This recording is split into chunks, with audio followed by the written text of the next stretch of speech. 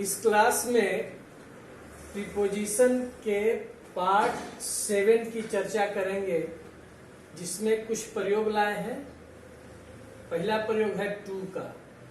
तो टू का प्रयोग हम देखेंगे कि कौन कौन से अर्थ में किया जाता है। तो टू का प्रयोग किया गया है। पहला प्रयोग के प्रति।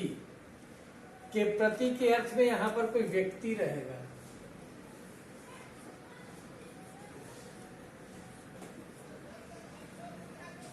जैसे his behaviour is not good, उसका व्यवहार अच्छा नहीं है। टू मी मतलब मेरे प्रति। टू राम, राम के प्रति। टू माई फ्रेंड, मेरे दोस्त के प्रति। तो पहला प्रयोग हुआ के प्रति के अर्थ में। दूसरा प्रयोग है की ओर, डायरेक्शन बताने में, दिशा बताने में, लक्ष्य या गंतव्य स्थान बताने में। मतलब जहां जिस डायरेक्शन में वह जा रहा है और उसका गंतव्य स्थान कहां पर है, उसको वह बताता है। जैसे he was going to a station, इसका मतलब कि वह स्टेशन जा रहा है, अर्थात स्टेशन ही उसका लक्ष्य या गंतव्य स्थान है। वहीं पर जाएगा, न उसके पहले रुकेगा और न उसके आगे जाएगा। तो यह गंतव्य स्थान को बताने के लिए की ओर के अर्थ में टू का प्रयोग किया जाता है। तीसरा प्रयोग है तक के अर्थ में। तक में यह सीमा या हद बताता है। जैसे द वाटर केम, पानी आ गया। कहां तक पानी आया? टू आवर वेस्ट, हम लोगों के कमर तक। वेस्ट का मतलब होता है कमर। तब पानी कहां तक आ गया? कमर तक। उसकी सीमा कहां तक पहुंचा? कमर तक। चौथा प्रयोग है अंतिम बिंदु बताने के लिए। मतलब जो अंतिम जो रिजल्ट होगा उसको बताता है, अंतिम बिंदु। जैसे ही वॉज बीटेन, उसको पीटा गया और पीट करके अंतिम में कहां तक पहुंचा दिया? मौत तक। मतलब पीट करके उसको मार दिया। यह अंतिम बिंदु उसका क्या हुआ? मौत हुई। पांचवा प्रयोग है इनडायरेक्ट ऑब्जेक्ट के पहले को के अर्थ में। तो इनडायरेक्ट ऑब्जेक्ट किसको कहते हैं? सजीव को, व्यक्ति को इनडायरेक्ट ऑब्जेक्ट कहते हैं। और डायरेक्ट ऑब्जेक्ट निर्जीव विषय वस्तु को कहते हैं। तो इसमें देखिए, he gave a red pen to Mohan. तो एक रेड पेन हुआ ऑब्जेक्ट, एक मोहन हुआ ऑब्जेक्ट। तो इसमें पर्सन जो होगा वह इनडायरेक्ट ऑब्जेक्ट होगा, इनडायरेक्ट ऑब्जेक्ट। और जो वस्तु है रेड पेन, यह डायरेक्ट ऑब्जेक्ट है। तो डायरेक्ट ऑब्जेक्ट में कोई निर्जीव आता है और इनडायरेक्ट ऑब्जेक्ट में कोई सजीव आता है। तो he gave a red pen to Mohan, मतलब इनडायरेक्ट ऑब्जेक्ट हो गया मोहन। इसके पहले कौन अर्थ में आया? को के अर्थ में। को के अर्थ में टू का प्रयोग यहां पर किया गया है। छठा है समय बताने में। जब समय का ट्रांसलेशन बताइएगा तो बाकी के अर्थ में इसका प्रयोग होता है टू का। जैसे इट इज 5 to 10, मतलब 5 मिनट बाकी हैं 10 बजने में। मतलब 10 बजने में 5 मिनट बाकी। तो यहां बाकी के अर्थ में टू का प्रयोग हुआ है। सातवां है दिशा बताने में की ओर के अर्थ में। जैसे बक्सर इज, बक्सर कहां है? तो उसका दिशा बता रहा है। To the west of Patna, मतलब पटना के वेस्ट में। पटना के वेस्ट में उसका डायरेक्शन गया, पटना के वेस्ट में, पश्चिम दिशा में। तो दिशा बताने में की ओर के अर्थ में टू का प्रयोग यहां पर किया गया है। अब आठवां प्रयोग के लिए के अर्थ में। उद्देश्य बताने के लिए के अर्थ में उद्देश्य बताने के लिए। जैसे ही इनवाइटेड अस, उसने हम लोगों को आमंत्रित किया। उद्देश्य क्या था? टू डिनर, मतलब डिनर पर, मतलब डिनर के लिए हम लोगों को आमंत्रित किया। तो टू डिनर जो है यहाँ पर पर्पस बता रहा है। पर्पस मतलब उद्देश्य। तो उद्देश्य बताने के लिए भी टू का प्रयोग किया जाता है। अवस्था बताने में, कंडीशन, अवस्था में, इसे the mother sang her baby to sleep, मतलब माँ ने अपने बच्चे को गाकर क्या किया? सुला दिया। मतलब किस अवस्था में था? पहले गाने के पहले जगा हुआ था, और जब गाना शुरू की तो गाते गाते उसको किस अवस्था में ले आया? सुला दिया, मतलब सोने की अवस्था में उसको ला दिया। तो कंडीशन, अवस्था बताने के लिए भी टू का प्रयोग किया जाता है। अगला प्रयोग है के अनुसार, अकॉर्डिंग टू। के अनुसार का अंग्रेजी अकॉर्डिंग टू भी होता है। जैसे टू मी, मतलब मेरे अनुसार, मेरे अनुसार या जहां तक मैं समझता हूं, मेरे अनुसार या जहां तक मैं समझता हूं। He is quite honest, he is quite honest, वह बिल्कुल ईमानदार है। संबंध बताने के लिए अगला प्रयोग है, संबंध बताने के लिए दिस इज द की, यह चाबी है। इस चाबी का संबंध देखिए किससे जोड़ रहा है? This is the key to the door, मतलब यह दरवाजे की चाबी है, अर्थात यह चाबी जो है इस दरवाजे से संबंधित है, मतलब इसी चाबी से दरवाजा जो है सो खुलेगा।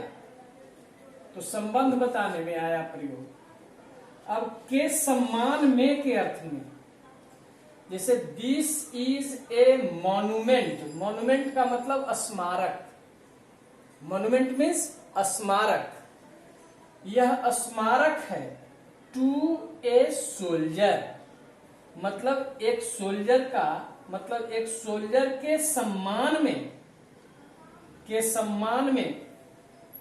तो यहां पर टू का मतलब हुआ के सम्मान में। दिस इज ए मॉन्यूमेंट, यह जो स्मारक जो है, मॉन्यूमेंट है स्मारक, टू ए सोल्जर, एक सेना के सम्मान में बना हुआ है। अब अगला प्रयोग देखेंगे टूवर्ड्स का। टूवर्ड्स का प्रयोग की ओर के अर्थ में, डायरेक्शन बताने में। ही was running towards the station, वह स्टेशन की ओर दौड़ रहा था। इसका मतलब समझिए क्या है? स्टेशन की ओर, अर्थात स्टेशन पहुंचना उसका लक्ष्य नहीं है। स्टेशन की ओर दौड़ रहा है, लेकिन स्टेशन उसका लक्ष्य नहीं है। हो सकता है कि वह स्टेशन से पहले भी रुक जा सकता है, कोई काम होगा, या स्टेशन के पार भी जा सकता है। स्टेशन उसका लक्ष्य नहीं है। और इस नोट में देखिए, he was running to the station, to में प्रयोग में पढ़ाए हैं। टू द स्टेशन का मतलब क्या हुआ? स्टेशन की ओर, अर्थात लक्ष्य उसका स्टेशन ही है।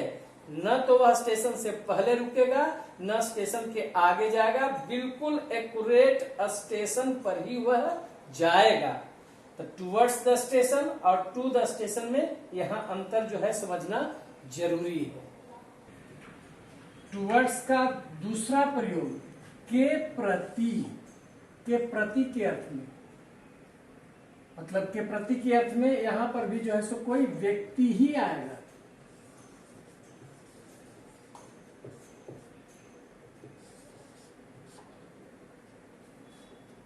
के प्रति, जैसे सी इज नॉट गुड, वह अच्छी नहीं है, मतलब उसका व्यवहार अच्छा नहीं है।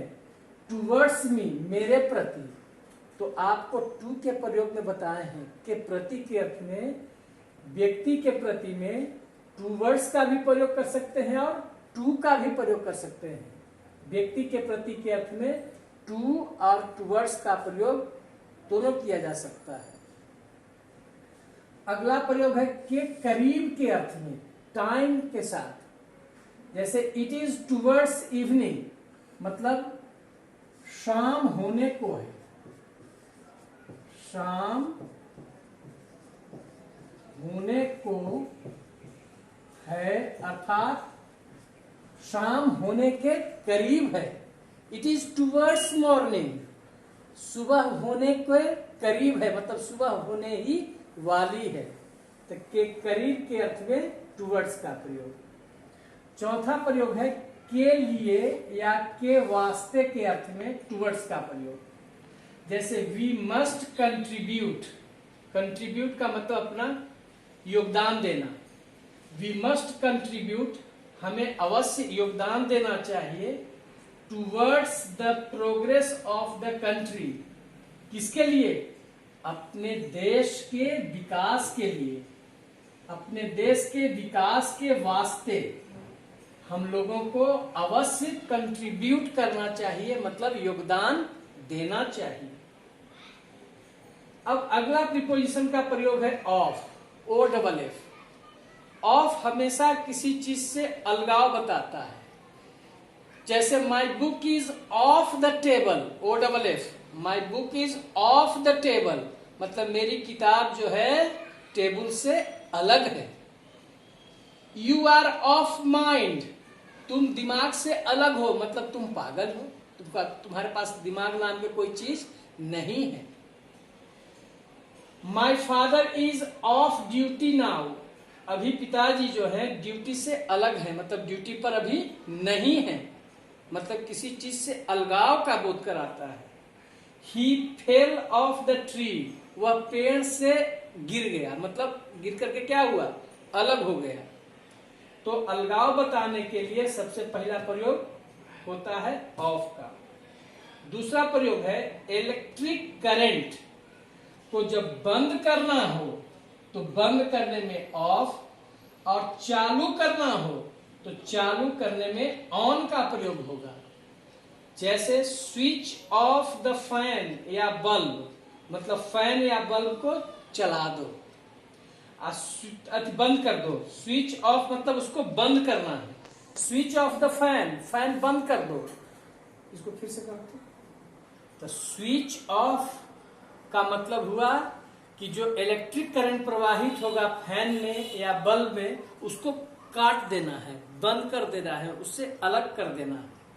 और स्विच ऑन जब करेंगे तो इसका मतलब कि हमें इलेक्ट्रिक करंट को प्रवाहित करना है, चालू करना है।